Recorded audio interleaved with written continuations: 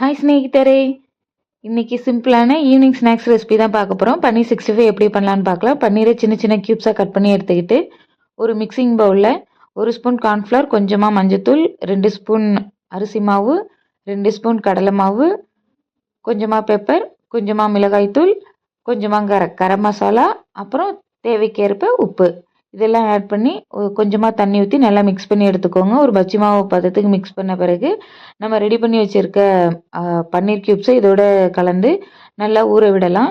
ஒரு 1/2 அன் ஹவருக்கு ஊற விடலாம். அப்போ தான் இந்த ஃப்ளேவர் அந்த பன்னீரில் இறங்கும். அவ்வளோதாங்க. ஒரு கடாயில் ஆயில் சூடு பண்ணி நம்ம ரெடி பண்ணி வச்சுருக்க பன்னீரை அதில் போட்டு வறுத்து எடுத்தாக்க நம்மளோட பன்னீர் 65 ரெடி ஆகிடும். இது சிம்பிள் அண்ட் ஈஸி, குயிக்காகவும் பண்ணிடலாம். நம்ம பசங்களுக்கு ரொம்பவே பிடிக்கும். வெளியில் கிறிஸ்பியாகவும் உள்ள சாஃப்டாகவும் இருக்கும். கண்டிப்பாக ட்ரை பண்ணுங்கள், எல்லாருக்குமே பிடிக்கும். என்னோட இந்த சிம்பிளான ரெசிபி பிடிச்சிருந்தா லைக், ஷேர் அண்ட் சப்ஸ்கிரைப் பண்ணுங்கள்.